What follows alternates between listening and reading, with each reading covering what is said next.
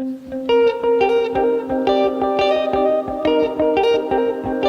guys, welcome to episode 4 of the Equity Podcast. I'm Joe and this is Berek.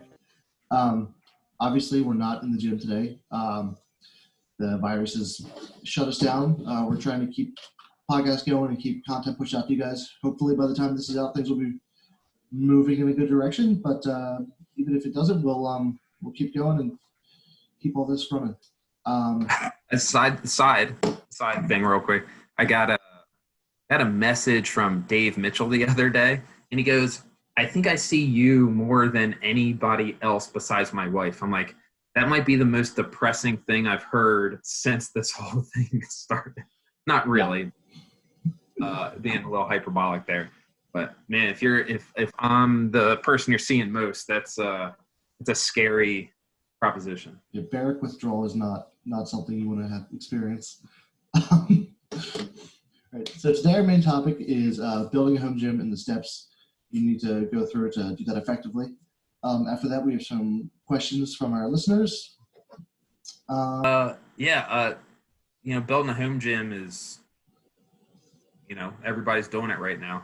So we're going to go over 5 steps on how to do it. And speaking of which, our sponsor today is Equity Remote Coaching. So, all of our current members are currently doing that right now. It is personalized workouts tailored to every single person, their setup, their goals, and what they're working towards. And it's something that we've always wanted to do, but we just never had a chance to do it. And now this kind of pushed us in that direction. We got a hard shove to like, all right, now we got to do it. So we've had tons and tons of awesome feedback about it, and it's going really well. Hearing all the stories of people making it work has been really, really awesome. It's a lot of fun, and you got to get creative too, which adds a little bit of fun to it. If you're interested, if you're not currently with us and you're just checking our podcast, or if you're somebody who was a member at Equity and now you're realizing that, having somebody there to keep you accountable and being told exactly what to do just makes it's just less decisions you have to make throughout your day. It's like, hey, this is what I'm doing. This is what my coach told me to do. I'm going to do it. So if you're interested, remote.equity.fitness. And you can learn all of your information there. You do a virtual no sweat intro, talk about what your goals are and how we can help you get there. So if you're interested, check it out, remote.equity.fitness. So the first thing we want to think about building a home gym is what your goals are and set a base for what you plan to do with it and how to move forward with that. Yeah, I think there's 2 ways to think about this. There are not 2 ways you have to think about this in 2 different ways.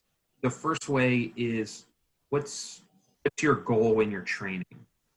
Are you doing the CrossFit stuff? You're just trying to be more fit and more healthy, right? That's what CrossFit is about. You want to be be good at everything. Is it strength? Is it Oli? Is it triathlons? Is it obstacle course racing? Depending on what your goal is, that's going to facilitate how we're going to set that gym up, right? So you need to make sure you know what that is. The second piece to that is you want to make sure you understand how you're going to be using your home gym. Is it going to be as a supplemental source for going to a gym? Most of our members are, when the gym opens again, they're going to be coming back. Chris and I go to the gym, do group classes because that's where we excel. Our home gym is more of a supplemental piece, right? If we can't make it or if we want to work on something specific. So is your home gym just going to be for that supplemental piece, just to hit some stuff when you can't make it to the gym? Or are you doing full training at your home gym? Is it something where you're getting remote coaching, or your home gym is everything that you do?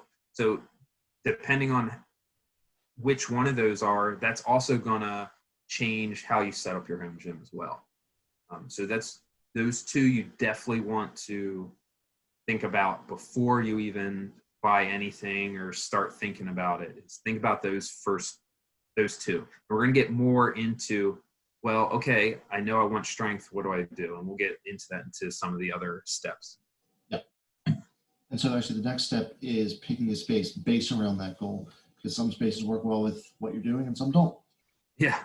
So right now, we don't have a garage, and inside can be a little hectic with a toddler running around. So we're working out in the garage, or sorry, in the driveway. That's not very conducive to a squat rack. So we're not going to be able to do that.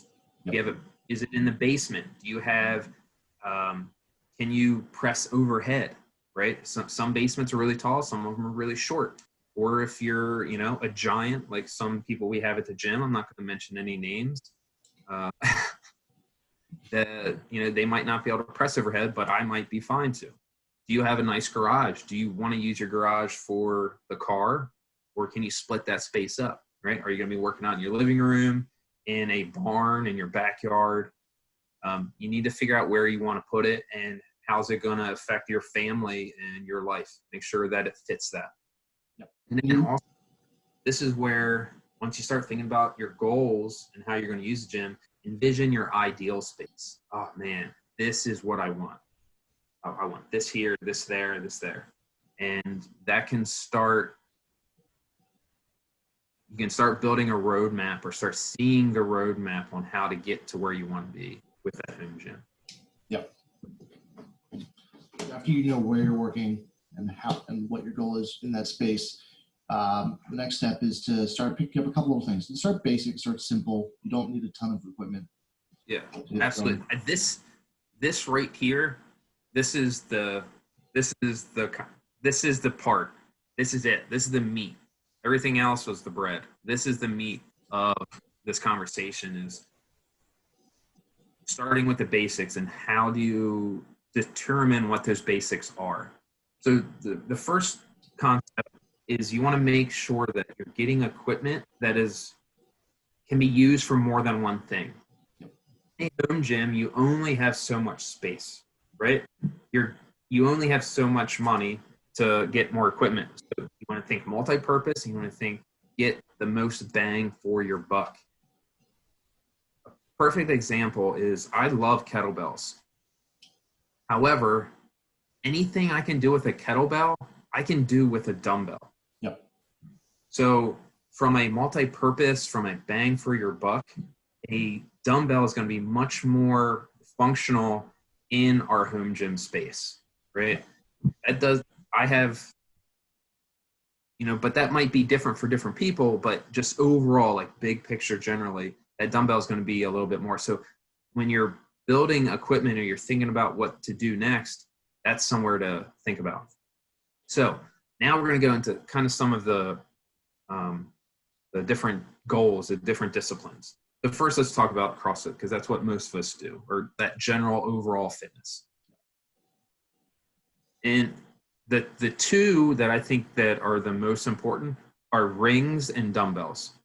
And the reason is rings are adjustable. You can make them high, you can make them low, right? You can do pull-ups on rings, you can do muscle-ups, you can do push-ups on rings, you can do dips, you can do, TRX type stuff, right? You can do, midline work with them. Like rings are so versatile. They can go up and down, right? The hardest part is going to be finding somewhere, to mount them, right?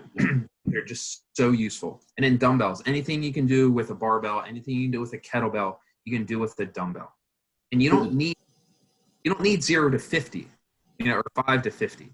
Yep. Get some of the basics, right? Like think about the basic weights that we use, 35s, 50s, right? Start with the one that you think you use the most, and then start building out. You don't need to get every single 5-pound increment, right? Yep. For me, having a 35 and a 50 is pretty good. Maybe like a 20 would be nice as well for, some of those skull crushers that we did the other day, right? They're more affordable as well. Like kettlebells get really expensive because of the machining. Barbells are really expensive and plates are expensive. Dumbbells are an affordable way to get everything done in a really small Absolutely. package. And you Right. can store them really easily. Yeah. Most of them are just cast iron, Yeah. and they just throw it in a mold and pop them out. Right. Whereas a kettlebell, it's most of them are still generally the same, but they're going to be powder coated or whatever. They tend to be a little bit more expensive. So yeah, be a super one. After that, for the CrossFit stuff, I really like some sort of machine. Ideally, I think, in my opinion, a rower is the most versatile machine you can get because there is a longer range of motion. On a bike, like on an air bike, your feet, your legs are moving 6 inches, your arms are moving 6 inches. On a rower, my entire body has to move. I'm using that full extension of my entire body, and there's just more range of motion in that. So I find it much more useful. So finding but any machine is fine. It doesn't matter, even if it's some crappy air bike somewhere, that you found for $20. Like I found one before. It's something to get that monostructural feel in, because if it's raining out, you still want to be able to get something in, or that's something you can have in your living room or in your basement. And then after that, a bench, a barbell, a rack. Those are going to be the next big ones. So moving from there, strength. It doesn't matter. Well, it sort of does. So we can think of 2 strength disciplines: powerlifting and Olympic weightlifting. You're going to need, for both of them, you need the same equipment generally, but then there's going to be some specifics underneath that. You need a barbell, you need plates, and you need a rack. And those you have to have those. And a bench for powerlifting. That'd probably be super helpful. And honestly, anything outside of that is just gravy. with those, if you're doing Ole, you're probably going to need bumpers. Whereas if you're doing powerlifting, metal plates are probably going to be fine, or definitely going to be fine, and they're stupid cheap. Well, not now, but when that you can get them a lot cheaper than bumpers, at least. Wait a few months, they'll be cheap. Yeah. And with the Olympic weightlifting, obviously an Olympic bar would be ideal, and a bumper plates would be ideal, and then also a platform of some sort would be ideal. But again, those are ideal situations. They're not necessary. So those are places. Just think bang for your buck. And the other thing, what are you going to use? Right? If you don't like dumbbells, don't buy a dumbbell. If you love kettlebells, then get the kettlebell. Even though you might be able to do more with a dumbbell, if you like the kettlebell more and it's going to make you work out more, get that thing. You know what I mean? Yep. And I think that's that's the basics, what you need to really get going. After you know what you need, you want to start slowly picking things up here and there. And we're going to go over like where you can find those things and source them and what the best way to do that is. Yeah, absolutely. So we have the basics. We assume we have the very basics, what we need to work out. Now is the journey. And just like in anything, it's not about the destination, it's about the journey. Building your gym up is a lot of fun. And just like with the basics, you need to think that same question. What am I going to use? What can I get the most bang for my buck? And this is also the place where we want to start thinking about flooring as well. In the short term, we just want to think about, hey, I just need to get a workout in. But after that, we need to think, all right, let's start being sustainable with this thing. And, if you're dropping stuff, and even working out on a concrete floor, like in a garage or in a basement, can be sketchy at best with just concrete, because if it gets humid, it can get real slick. And even with matting, it can do that. But going to Tractor Supply and getting some stall mats is going to be your most affordable way to do that. And then slowly start building it up. Be looking on Facebook Marketplace. Be thinking at Craigslist, retail. Look for sales. And it's something where have a spreadsheet of like, all right, this is all the equipment that I want. Kind of start building that ideal list, and then just every every few weeks, just go look around, and start thinking of how you want to do it, slowly build these things up. You don't need to get 5 to 50. Let's start with 35s. Oh, look, there's a set of 50s on Amazon, on Facebook. Sweet. I'm going to go get those, right? And have a plan with that. The other thing, talk to other people. Talk to other people that have home gyms. Hey, what works for you? What doesn't work for you? Talk to the people that have a home gym, because they've learned a lot on how to get that stuff. Yeah, I know after Sam put that pull-up bar up at Michelle's, he got a bunch of texts asking like how he put it up and like what steps to go for to like not have the pull-up bar fall out. So it's definitely helpful to ask people how to go forward with things. Yeah, that's good. Another thing that would be really good to think about is think about the financial side. Saving up for that equipment would be a really good thing, right? Financing can get expensive. Paying interest isn't ideal. So if you plan on building up that home gym, it's something where, hey, every month I'm going to put aside $20 or $50 or whatever, and slowly build a little nest egg. Be like, all right, now I have, $250. I can go buy that barbell now, right?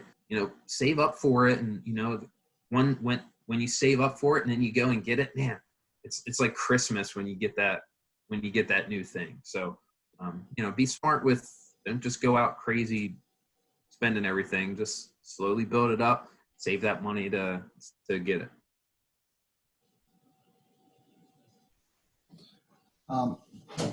After you've started to build things up and you kind of have some stuff, the next and final step is to start like looking around at what you have, see what works, see what doesn't, and keep adjusting as you grow and get to where you're going. Yeah, that reevaluation stage. Everybody's going to make mistakes. Crap, I bought that. I bought this one thing and I just don't use it. It sucks.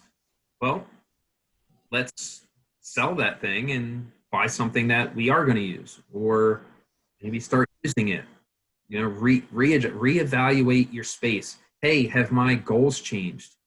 I thought I was going to be doing the home gym stuff, like full training in the home gym, but I'm not feeling it. So I'm going to adjust to the supplemental and I'm going to join a gym. So finding something, just always reevaluating and making sure that we're happy with what we're doing and we're getting out of it what we want out of it. And there's a lot of different places that we can go. There's a subreddit called Home Gym, and there's a subreddit for everything, right? So check that out. There's a lot of support on there on building, how to build equipment, how to what equipment should I be getting, some inspirational stuff. Like a lot of people post their home gyms. You can get some inspiration from there. And then Garage Gym Reviews, that guy is just on point. He's funny. And he just reviews equipment, and it's really, really good. Definitely check that out. And then finally, during this reevaluation process, just start back at step number 1. Right? Hey, what are my goals? Take a space. Is this space still working for me? Or hey, maybe I want to move out of the basement into the garage so I can do some running workouts. All right, I want to,